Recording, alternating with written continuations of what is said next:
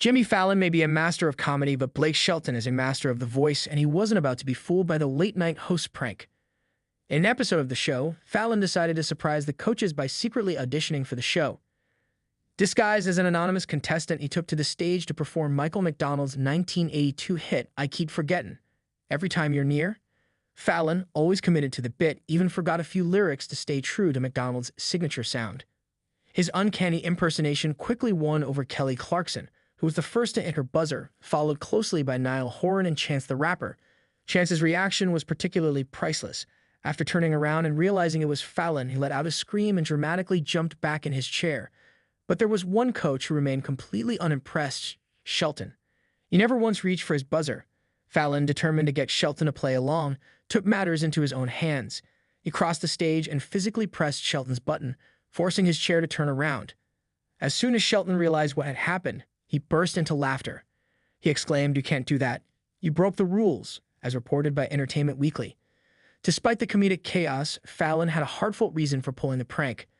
He revealed that he had just wrapped filming on his own musical gang show, That's My Jam, and wanted to stop by The Voice to pay tribute to Shelton, who was in his final season as a coach. He asserted, "I texted Carson Daly. I said, I gotta come over and say, hey, buddy, 23 seasons. Congratulations, you're a legend."